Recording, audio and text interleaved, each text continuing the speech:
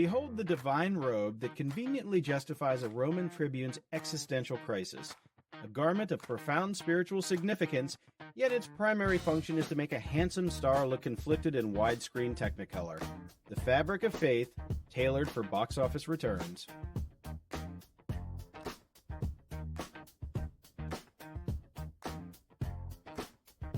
Marcellus's conversion isn't born of genuine revelation, but of plot-convenient guilt.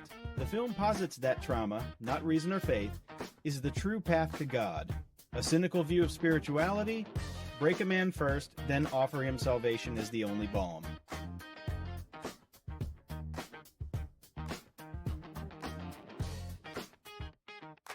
Diana's character exists solely to be a love interest who converts and dies tragically.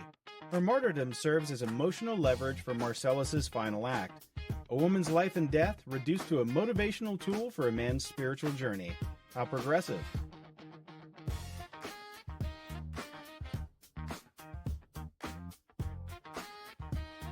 Caligula is a cartoonish, frothing tyrant. A villain so broad he absolves the audience of complexity. The real Roman Empire's bureaucratic systemic oppression is swapped for a single madman, making resistance neatly personal and cinematically satisfying. History simplified for your comfort.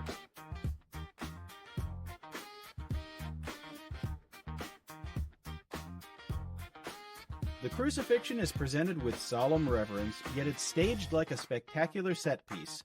The suffering is aestheticized, the blood tastefully minimal. Its martyrdom is high production value, designed to awe, not to genuinely unsettle or provoke moral reckoning.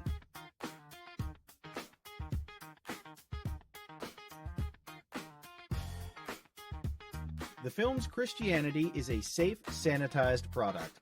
No messy debates about doctrine, just a vague love and sacrifice message that offends no one. Faith is a brand, stripped of its radical, uncomfortable edges to maximize audience identification and ticket sales.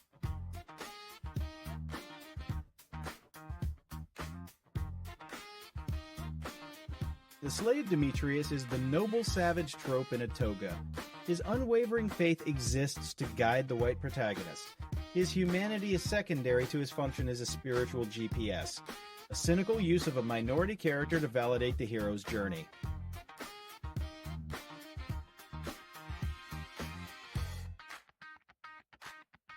The political message is laughably simplistic. Stand up to tyranny and you'll be killed, but you'll win in heaven. It offers a feel-good martyrdom fantasy while ignoring any pragmatic questions about resistance, change, or survival in an oppressive state.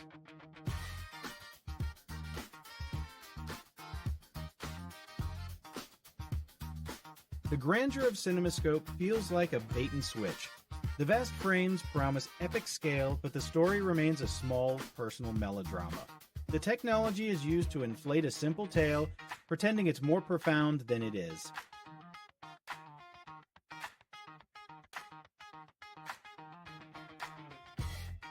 The Robe itself is a MacGuffin of supposedly cosmic power, yet it affects the plot only through character reactions.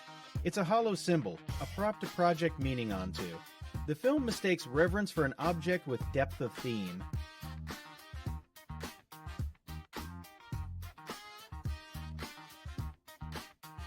The conversion of the cynical Greek is a cheap narrative trick. His sarcasm exists only to be triumphantly silenced by true faith.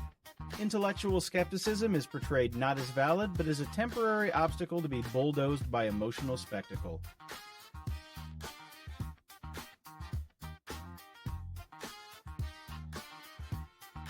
The score swells manipulatively at every holy moment, telling you precisely when to feel inspired.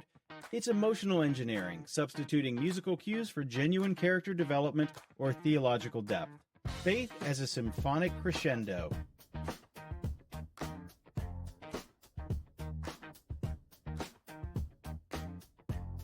The film reduces a complex historical and religious schism to a classic Hollywood love triangle. Man, woman, and God. Divine struggle becomes a domestic spat with better costumes and a heavenly soundtrack, the ultimate stakes, made conveniently personal.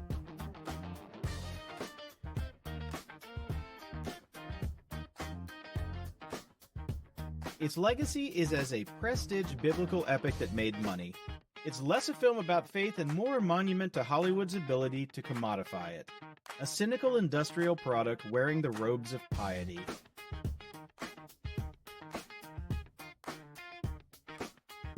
Ultimately, The Robe is a testament to the power of spectacle over substance.